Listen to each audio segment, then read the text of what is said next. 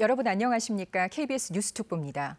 8호 태풍 프란시스코가 북상하고 있습니다. 오늘 밤 경남 해안에 상륙한 뒤에 내일 새벽엔 내륙 지역을 통과하면서 많은 비바람을 뿌릴 것으로 예보돼 있습니다. 앞으로 30분간 태풍 소식 자세히 알아보겠습니다. 우선 남부지방 몇 군데 연결해서 상황 알아보겠습니다. 가장 먼저 부산으로 가봅니다.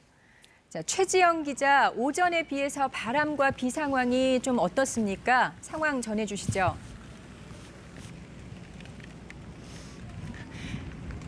네, 지금 제가 나와 있는 이곳 해변가 주변에는 강한 비바람이 다시 불기 시작했습니다. 하지만 직접적인 태풍의 영향이라고 하기에는 아직은 모자란 모습입니다. 하지만 잠시 뒤 부산은 오늘 오후부터 예비특보가 발효된 가운데 강한 태풍 비바람이 불 것으로 예상됩니다.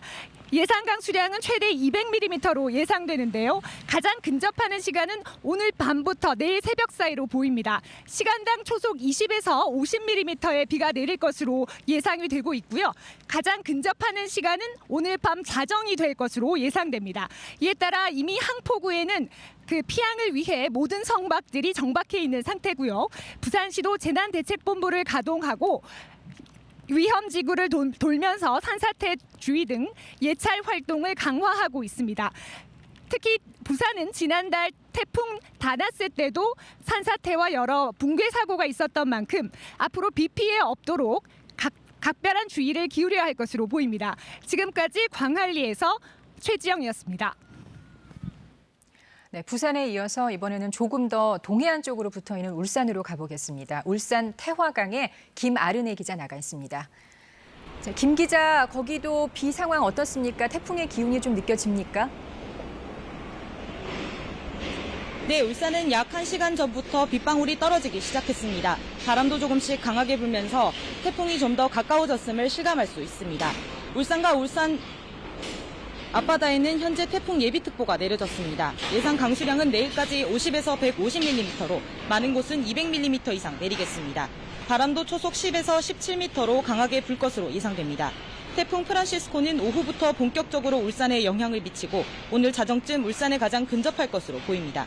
이에 따라 울산시는 비상 1단계를 발령해 재난안전대책본부를 가동하며 비상근무체계를 유지하고 있습니다. 또 배수펌프장과 경보시설을 사전 점검하고 어선 800여 척도 항내에 정박해 태풍에 대비하고 있습니다. 지금까지 울산에서 KBS 뉴스 김아르네입니다. 네, 이어서 창원으로 가보겠습니다. 김소영 기자, 뒤 선박들이 보니까 태풍에 대비해서 항구에 정박해 있는 거 아닌가 싶은데요. 어떻습니까? 상황 전해주시죠. 네, 저는 지금 창원 속천항에 나와 있습니다. 조금 전부터 약하게 비가 내리기 시작했고 바람은 조금씩 강해지는 모습입니다. 보시는 것처럼 어선들도 일찌감치 가까운 항구로 들어와 정박한 상태로 다가올 태풍에 대비하고 있습니다. 8호 태풍 프란시스코는 오늘 밤 9시부터 자정 사이 경남 거제와 부산 인근 남해안에 상륙할 것으로 예보됐습니다. 이어 경남 내륙을 지나 경북 안동 주변에서 열대 저압부로 약화해 소멸할 것으로 보여집니다. 따라서 현재 경로대로라면 경남 지역 최대 고비는 오늘 밤부터 내일 새벽까지로 예상되는데요. 현재 거제 섬 지역을 중심으로 조금씩 비가 내리기 시작했습니다. 내일까지 경남 지역에 예상되는 비의 양은 50에서 150mm, 해안가는 200mm가 넘는 곳도 있겠습니다. 바람도 초속 30m까지 매우 강하게 불겠습니다. 하늘과 바닷길도 묶이기 시작했습니다. 김해공항은 지금까지 항공편 74편이 결항됐고 남해안을 오가는 어선과 선박 15,000여 척도 피하게 했습니다. 지리산도 오후부터 입산이 전면 통제됐고 남해안 해수욕장도 대부분 입욕이 금지됐습니다. 지금까지 창원 속천항에서 KBS 뉴스 김소영입니다. 네, 마지막으로 전남 남해안 한 군데 더 살펴보겠습니다. 여수 국동항에 김애린 기자 나가 있습니다. 자, 김 기자, 오전에 비해서 그쪽 비 바람 상황 어떻습니까? 전해주시죠. 네, 저는 전남 여수 국동항에 나와 있습니다. 이곳은 아직 햇볕이 조금 들고 있고 또 파도도 비교적 잔잔하게 일어 태풍을 실감하기는 조금 이른데요. 하지만 바람도 조금씩 거세지고 있고 또 보시는 것처럼 선박들도 이미 항구에 피항한 상태입니다. 태풍이 예상보다 북동진해서 전남 지역은 태풍 반경 왼쪽에 놓일 것으로 보입니다.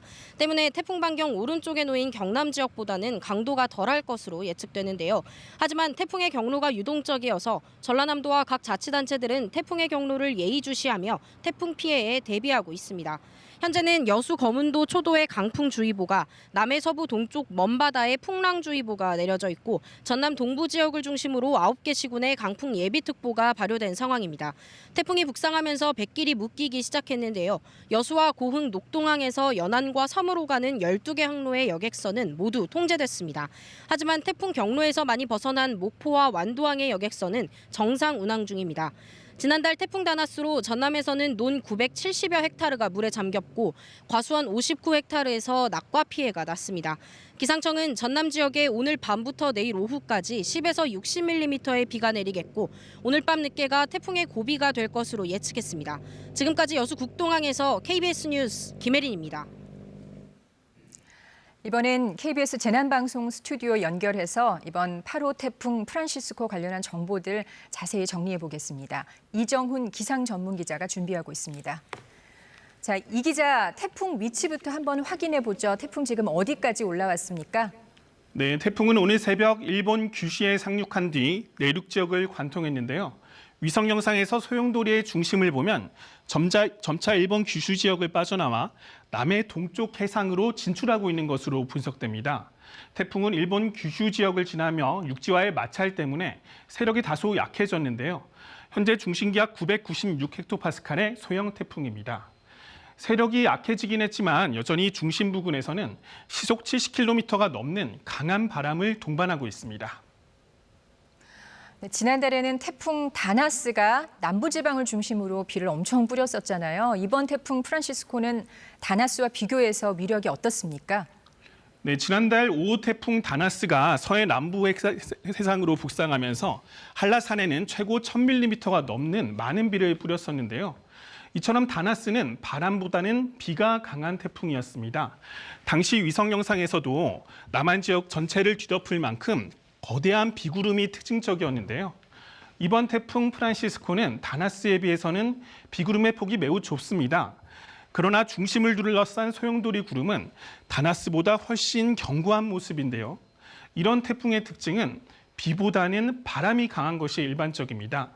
크기가 작기 때문에 비바람이 미치는 지역은 넓지 않지만 중심이 지나는 주변 지역에 매우 강한 바람이 집중됩니다. 이 태풍의 위력이 어느 정도인지는 태풍이 상륙한 일본 규슈 지역의 영상을 통해 확인해 보겠습니다. 네, 오늘 오전 5시 태풍이 상륙한 직후 일본 규슈 지역의 모습인데요. 카메라에 쉴 새 없이 비바람이 몰아치고요. 나무도 강한 바람에 위태롭게 휘청이는 모습입니다. 오늘 태풍이 상륙한 일본 미야자키현에는 최대 풍속 초속 40m에 육박하는 강한 바람이 관측됐습니다. 네, 그러니까 이번 태풍은 비도 비지만 바람이네요. 남부 지역은 강풍에 대비해서 철저히 대비하셔야겠습니다. 태풍의 정확한 상륙 지점 그리고 시점 다시 한번 정확히 짚어볼까요? 네, 태풍은 당초 예상보다 조금 더 빠른 속도로 북상하고 있습니다. 오후에는 일본 규슈를 빠져나와 남해상으로 진입한 뒤 밤에는 남해안에 상륙할 것으로 예상되는데요. 상륙 지점은 어제 예상보다는 다소 동쪽으로 바뀌었습니다. 어제까지는 경남 통영 부근이었는데 최신 기상청 예측으로는 경남 거제와 부산 사이가 될 것으로 보입니다. 이후로는 영남 내륙을 통과해 내일 아침 경북 내륙에서 열대 저압부로 약해질 전망입니다. 태풍이 북상하면서 당장 오늘 오후부터 영남 지방에 비바람이 몰아치겠는데요. 밤까지는 이 영남 지방에 강한 비바람이 집중되겠고요. 내일은 태풍이 북상함에 따라 강원과 충북, 경북 지역에 오전까지 많은 비바람이 몰아치겠습니다. 네, 비와 바람 정도가 어느 정도 될지 좀 예측이 수치로서 나온 게 있습니까? 네, 먼저 레이더 영상을 통해 현재 태풍의 비구름 모습을 확인해 보겠습니다. 태풍에 동안된 강한 비구름이 현재는 일본 쓰시마섬 부근을 지나고 있습니다. 이 붉게 보이는 부분이 시간당 30에서 50mm의 집중호우가 쏟아지는 곳인데요. 앞으로 2-3시간 정도 뒤면은 부산 등 영남 해안 지역에도 본격적으로 강한 비바람이 몰아칠 것으로 보입니다. 이번 태풍은 전면에 발달하는 비구름은 적지만 태풍 자체가 품고 있는 비와 지형적 효과로 생길 수 있는 강한 비바람에 유의해야 합니다.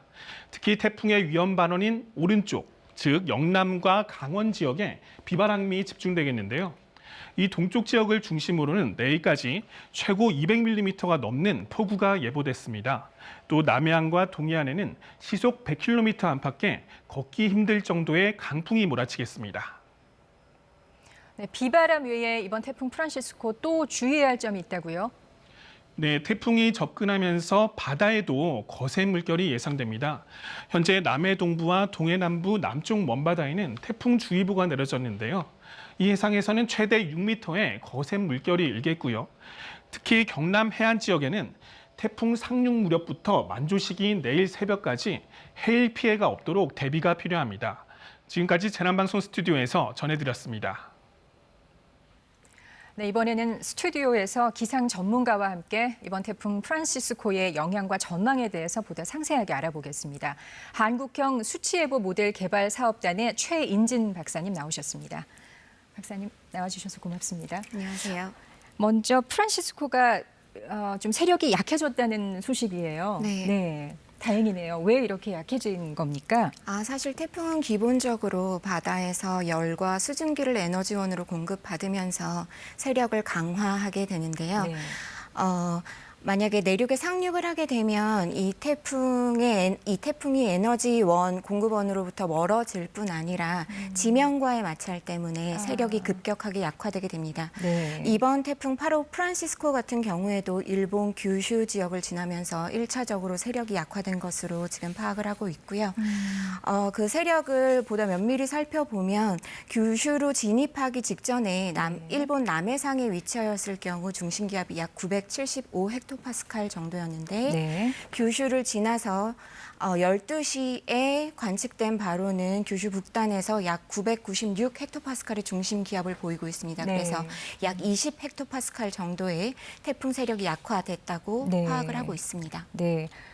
태풍 세력이 약해지면 속도가 또 빨라지나요? 아까 보니까 속도도 또 빨라졌다 이렇게 얘기가 나오던데요. 네, 그럴 수 있습니다. 왜 그런 거예요? 이 태풍의 경우에 소형이고 네. 그리고 매우 조직화되어 있다 보니까 네. 이동하기 좋은 조건이 마련이 된 것 같습니다. 그렇군요. 이제 태풍의 크기는 소형이지만 태풍의 강도는 중급이라고 또 이번 프란시스코가 그렇게 파악이 되잖아요. 네, 이게 맞습니다. 어떤 특징이 있나요? 보통 태풍을 소형, 중형으로 나눌 때는 태풍의 강풍 반경을 기준으로 나누게 되는데 네. 보통 300km 이하로 되었을 때는 태풍을 소형으로 분류를 합니다. 근데 네. 현재 같은 경우에 태풍이 많이 약화되기도 하였지만 강풍 반경이 채 100km가 되지 않기 때문에 네. 소형으로 분류를 하고 있고요. 다만 앞에서 기자님께서도 말씀을 하셨지만 바람이 상당히 셉니다. 그래서 17km 이상일 경우에 네. 17km 이상일 경우에는 이제 약한 태풍이라고 보고 네. 그리고 25km 이상일 경우에는 이제 중급 태풍이라고 보는데 지금 현재 25km를 넘었기 때문에 25km, 27km 정도 나오고 네, 있기 네. 때문에 태풍의 규모는 소형이지만 바람을 따졌을 때는 중급이라고 볼 수 네. 있겠습니다. 네. 이번 프란시스코의 중심 풍속이 한 20 정도 미터/섹이다 나오는데요. 이 정도면은 우리가 체감하기에 어느 정도 섹인가요? 일단 앞서서 그 영상에서도 보셨겠지만 일본 가고시마 지역을 지날 때 네. 비바람이 몰아치면서 이제 나무가 많이 흔들리는 거를 보셨을 텐데요. 네. 아마 태풍이 약화됐기 때문에 그 정도까지는 되지 않을 것이라고 보지만 일단은 시설물들이 떨어져서 날아다닐 수 있고 그리고 네. 나무도 많이 흔들릴 수 있고 하니까 일단은 강풍에는 대비를 하시는 게 좋을 네. 것 같습니다. 저 정도면은 사람도 좀 서 있기 힘들거나 걸어 다니기 힘들 정도일까요? 걸어 다니기 힘들 정도까지는 아닐 것 같은데요. 네. 일단 주변 시설물에 영향이 있을 수 있으니까 조심하시는 것이 좋을 것 같습니다. 알겠습니다. 가장 큰 관심사는 아무래도 태풍의 예상 진로가 아니겠어요? 네. 그런데 어제까지만 하더라도 경남 통영 쪽이다라고 얘기를 했는데 네. 이게 바뀌었어요. 거제랑 부산 사이가 될 거다 이렇게 네네. 바뀌었습니다. 이게 진로가 예상하기가 어려운 건가요? 네, 사실은 태풍의 이동 경로를 정확하게 예측하는 것은 상당히 어렵다고 볼 수가 네. 있겠는데요. 여름철에 한반도 주변에 태풍이 발생하고 그리고 그 태풍이 이동할 때 보통은 북태평양 고기압의 가장자리를 따라서 이동을 하게 됩니다. 네. 그래서 이 북태평양 고기압의 위치에 따라서 태풍의 세부 경로가 결정이 되고 그리고 한반도에서의 상륙 지점도 결정이 되게 됩니다. 어제 오후에 예보가 되었을 때는 사실은 한반도 남해안의 그 네. 중간쯤으로 네네. 이제 상륙이 된다고 예보가 되었었는데요. 오늘 오전에 보면 북태평양 고기압의 위치가 다소 북태평양 고기압의 세력 자체가 수축을 해서 네. 약간 동쪽으로 이동을 하였습니다. 그래서 이 태풍의 경로를 세부적으로 좀 조정을 해서 예보를 하신 것 같고요. 네. 네, 그렇습니다. 태풍이 상륙하게 되면 그 주변엔 영향을 받잖아요. 구체적으로 그렇습니다. 어떻게 영향을 받나요? 태풍이 상륙하게 되면 앞서 말씀드렸지만 사실은 지면과의 마찰을 통해서 이 태풍이 약화가 되게 됩니다. 하지만 네. 태풍이 약화되더라도 아직은 태풍은 태풍이고 그리고 이번 프란시스코 같은 경우에 강풍을 매우 동반을 하고 있기 때문에 주의를 하셔야 할 것 같고요. 그리고 또 하나 말씀드릴 수 있는 것은 태풍이 상륙한 다음에 태풍의 이동 경로의 오른쪽에서는 사실은 더 강풍이 있을 수 있고 풍속이 증폭이 될 수가 있고 또 수증기가 매우 많이 유입이 되어서 강한 호우가 발생할 수 있는 호조건이 형성이 됩니다. 따라서 태풍의 이동 경로의 오른쪽에 위치하는 영남 지방이나 동해안 같은 경우에는 강풍과 강한 호우에 대비를 하셔야 할 것 같습니다. 네. 그 부분을 좀 더 자세히 얘기를 해주시겠어요? 그러니까 태풍의 위험 반원에서 오른쪽, 동쪽이 좀 더 위험하다라고 하셨는데요. 네. 이게 그쪽이 더 바람이 더 센 이유는 뭔가요? 태풍이 이동할 때 북반구에서는 진행 방향의 오른쪽 반원을 더 위험하다고 합니다. 그래서 네. 오른쪽 반원, 이동 경로의 오른쪽 반원을 위험 반원이라고 하고 네. 그 반대쪽 반원을 가항 반원이라고 하는데요. 네. 위험 반원에서는 태풍의 이동 방향과 태풍 자체 발항 방향이 유사하게 됩니다. 그래서 풍속이 그렇군요. 증폭이 되게 되고요. 네. 그리고 그 부분에서는 해상에서의 지금 남해안 같은 경우에 해상에서의 다량의 수증기가 유입될 수 있는 조건이기 때문에 강한 호우도 있을 수가 있겠고요. 네. 예, 따라서 가항 반원에 위치한 태풍 이동 경로의 왼쪽 지역보다는 오른쪽 지역인 위험 반원에서 피해가 상대적으로 커질 수 있겠습니다. 그래서 네. 영남 지역 그리고 동해안 지역에 계신 주민들께서는 강풍이나 호우에 대비를 하시는 것이 좋을 것 같습니다. 네. 알겠습니다. 그러니까 위험 반원의 오른쪽이 더 위험하다. 네. 네. 이번에 남해안은 만조 시기와 또 겹치어서 좀 더 문제가 되지 않을까라고 걱정들을 많이 하시거든요. 네, 네. 해일이나 침수 피해 이런 걸 걱정하시는 거죠? 네, 창원 등 영남 지방의 만조 시기가 새벽 1시 전으로 알고 있습니다. 네. 태풍이 소형이긴 하지만 지금 말씀하셨듯이 바람이 매우 강하고 네. 그래서 해일이나 침수의 피해 가능성이 아주 높다고는 볼 수 없겠지만 네. 그래도 미리미리 대비를 하셔서 피해를 입지 않으시는 것이 좋겠습니다. 네. 아까 우리 이정훈 기상 전문 기자도 잠깐 언급을 했는데요. 지난달에 다나스는 사실은 비가 엄청 많이 왔어요. 네. 제주도 쪽에는 거의 기록적인 폭우가 네, 왔어요. 맞습니다. 근데 이번 태풍은 사실 비보다는 바람이다 또 이렇게 얘기를 하잖아요. 네, 네. 태풍마다 이렇게 좀 그런 특징의 차이가 있는 거는 왜 그렇습니까? 태풍 다나스 같은 경우에는 사실은 지금 프란시스코와는 달리 그렇게 많이 조직화되어 있는 모습을 보이지는 않았거든요. 그리고 남해상에서 열대 저압부로 변하면서 그때에 이제 비구름을 많이 몰고 와서 그 남해안에 매우 강한 강수를 그리고 제주도에서는 지형성 요인까지 합쳐져서 매우 기록적인 강수를 뿌렸던 것으로 생각이 되고요. 네. 하지만 프란시스코 같은 경우에는 지금 매우 조직화되어 있어서 바람이 강하고 그리고 강수가 아마 강한 호우가 동반이 되기는 할 겁니다만 이전 다나스처럼 그렇게 바람보다는 비에 집중되는 모습을 보이지는 않을 것 같습니다. 그래서 바람과 비를 모두 같이 주의하셔야 될 것 같습니다. 네. 네. 참 태풍을 예상하고 뭐 진로나 특징 같은 거를 이렇게 예상하는 거는 정말 어려운 일인 것 같아요. 네, 맞습니다. 박사님이 계신 한국형 수치예보 모델 개발 사업단 어떻게 예측을 하십니까? 어떤 과정을 거쳐서 예측을 하고 계십니까? 네. 사실 태풍 예측이 어렵긴 한데요. 태풍 예측의 시작은 수치예보 모델의 예측 결과로 시작을 합니다. 네. 그래서 저희가 보고 있는 동아시아 주변에서 이제 강한 열대성 저기압이 발생을 하게 되면 그때부터 저희가 지속적으로 모니터링을 하고요. 그리고 태풍으로 명명이 된 후에는 이제 태풍의 이동 경로나 강도를 기상청에서 예측을 하게 되는데요. 사실은 수치예보 모델의 예측 결과만 가지고 하는 것은 아닙니다. 그래서 여러 현업기관의 수치예보 모델 예측 결과를 비교를 해서 그 예측 결과를 기반으로 이제 기상청의 예보관들이 분석이나 토의를 거쳐서 한반도 주변의 기압 패턴과 그것들을 모두 고려해서 이제 태풍의 최종 진로 및 강도를 그러니까 예보를 하게 되는데요. 네, 그래서 저희 한국형 수치예보 모델 개발 사업단에서 개발한 전지구 수치예보 모델링 시스템 또한 기상청에서 지금 현재 하고 있는 태풍 예측에 활용이 되고 있습니다. 그래서 기상청 예보관님들이 같이 봐주셔서 그 태풍 예측 결과에 활용을 하고 계시고요. 그리고 사업단 내부적으로는 일단은 열대성 저압부가 생기면 지속적으로 모니터링을 하고 그리고 태풍이 지나간 후에도 사후 분석을 즉각적으로 수행을 해서 이제 태풍의 예측 성능을 어떻게 높일 수 있는지 그런 예측 성능 개선 방안에 대해서 논의를 하고 연구를 하고 있습니다. 네. 마지막으로 하나만 더 여쭤볼게요. 네. 올해 태풍이 좀 한반도에 많이 올 거다 이런 얘기가 네네. 있습니다. 어떻게 보고 계십니까? 사실은 제가 좀 찾아봤는데요. 지금 현재 9호 태풍 렉기마가 지금 타이완 쪽으로 이동 중인데 그 렉기마까지 하면 9개의 태풍이 온 셈입니다. 근데 네. 작년에 봤을 때는 6월, 7월에 총 9개의 태풍이 왔고 네. 8월에 또 9개의 태풍이 왔거든요. 그래서 작년을 대비해서 비교를 했을 때는 올해 태풍이 많이 왔다고 보기는 조금 힘들 것 같고요. 다만 한반도 영향권에 든 태풍이 지금 네. 연달아 오다 보니까 그렇게 느끼신 게 아닌가 생각이 됩니다. 그렇군요. 네, 네, 최은진 박사님 오늘 감사합니다. 또 네. 모시겠습니다. 네, 감사합니다.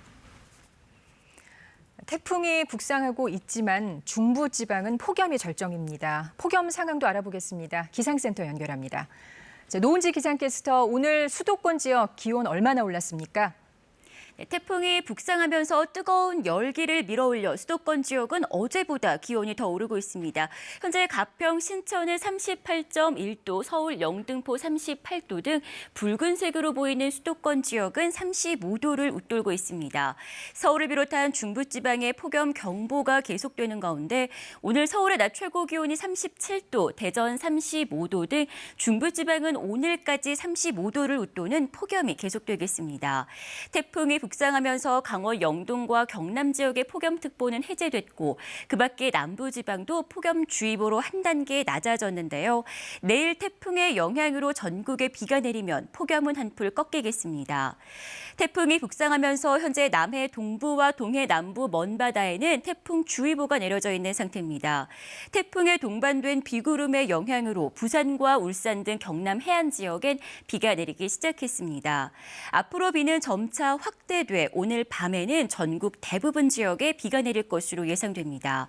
내일까지 강원과 충북, 영남 지역에는 50에서 최고 200mm가 넘는 많은 비가 쏟아지겠고 그 밖의 지역에도 10에서 60mm의 비가 예상됩니다. 기상센터였습니다. 태풍은 강한 바람과 많은 비를 동반하고 있어서 광범위한 지역에 큰 피해를 주는 경우가 많습니다. 태풍의 일반적인 특성과 위력에 대해서 최진아 기자가 보도합니다. 거센 파도와 강한 바람, 많은 비를 동반한 태풍은 지구상 가장 강력한 자연재해 중 하나입니다. 태풍의 강도는 풍속에 따라 분류됩니다. 최대 풍속이 초속 17m 이상 25m 미만이면 약한 태풍, 초속 33m 미만은 중간, 44m 미만은 강한 태풍으로 구분합니다.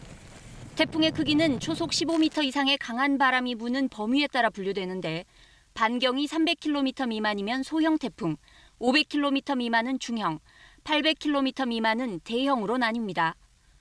태풍에 의한 바람은 태풍 이동 방향의 오른쪽 지역이 다른 지역보다 더 강합니다. 오른쪽 지역에선 대체로 남풍이 불어오는데 여기에 태풍의 이동 속도가 더해져 다른 지역보다 풍속이 훨씬 강해지는 겁니다. 태풍 속 비구름의 분포는 변화가 심한 편이지만 대체로 태풍의 앞쪽과 오른쪽에 강한 비구름이 몰리게 됩니다. 또 태풍의 이동 속도에 따라 태풍의 특성이 달라지기도 합니다. 북태평양에서 발생하는 태풍은 1년에 평균 27개 정도, 이 가운데 서너 개 정도가 우리나라에 직접적인 영향을 주고 있습니다. 2000년 이후 태풍으로 인한 인명피해는 연평균 130여 명, 재산 피해는 2조 원이 넘습니다. 특히 지구온난화로 대기와 해양의 온도가 함께 올라가면서 갈수록 태풍의 위력은 강해지고 있습니다. KBS 뉴스 최진아입니다. 태풍이 북상할 때 해수욕장은 자칫 큰 피해가 날 수 있습니다. 해안가에서 태풍 피해를 막기 위한 대비 요령 국현호 기자가 정리했습니다. 태풍이 휩쓸고 간 해안가. 곳곳에 시설물이 부서지고 쓰레기까지 밀려와 마치 폐허처럼 변했습니다. 태풍이 접근하면 바다와 맞닿은 해수욕장은 직접적인 피해를 피할 수 없습니다. 따라서 태풍이 북상한다는 예보가 발표된 상황에서는 해수욕장에서의 물놀이는 물론 해변을 거니는 것도 위험합니다. 특히 태풍이 아직 먼 곳에 있어도 안심해서는 안 됩니다.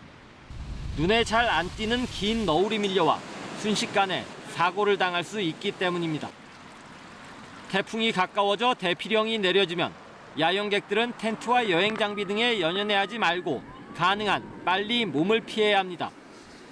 바닷가의 상가 건물들은 차양막 등을 미리 철거하고 건물의 입구는 물론 지하실 통로에도 모래 주머니 등을 쌓아야 합니다. 태풍이 다가올수록 바닷물 수위가 높아져 침수 피해가 발생할 수 있고 해일 피해도 우려되기 때문입니다. 또 횟집 수족관과 유리창 등은 강풍이나 파도에 피해가 없도록 단단히 고정해야 합니다. 해안가에 주차한 차량은 갑자기 높은 파도가 밀려올 경우 피해를 입을 수 있는 만큼 안전하고 높은 지대로 옮겨놓는 것이 좋습니다. KBS 뉴스 국현호입니다. 태풍이 닥칠 때는 평소 경험하지 못한 엄청난 강풍이 불게 됩니다. 풍속에 따른 바람의 위력과 예상되는 피해, 이어서 이중근 기자입니다. 태풍이 북상하면 많은 비와 함께 강풍으로 인한 피해도 속출합니다. 평상시의 풍속은 대부분 초속 5m 이하지만 태풍에 의한 바람은 초속 30m를 웃돌기도 합니다. 풍속이 초속 10m 정도만 돼도 작은 나무는 전체가 흔들리고 우산은 순식간에 뒤집힐 수 있습니다. 초속 15m 안팎의 바람에선 바람을 향해 걷기가 힘들어집니다. 이 정도의 바람이 불 땐 외출을 삼가는 게 좋습니다. 풍속이 초속 20m에 이르면 작은 나뭇가지가 꺾이면서 피해가 늘기 시작합니다.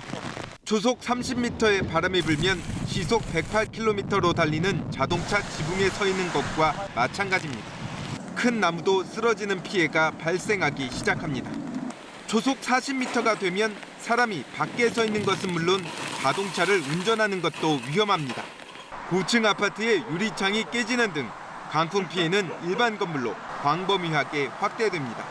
이 때문에 태풍의 영향을 받을 것으로 예보될 경우 고층 아파트에선 테이프로 유리창 틀이 흔들리지 않도록 고정하고 농촌에선 과수와 비닐하우스 등을 단단히 묶어둬야 피해를 줄일 수 있습니다. KBS 뉴스 이중근입니다. 태풍 프란시스코가 북상하고 있습니다. 오늘 밤 경남 해안에 상륙한 뒤에 내일 새벽에는 내륙 지역을 통과하면서 많은 비바람을 예보하고 있습니다. 재난 주간 방송사인 KBS 통해서 태풍 정보 잘 챙기시면서 대비 철저히 하시기를 다시 한번 당부드립니다. 뉴스 특보를 마칩니다. 고맙습니다.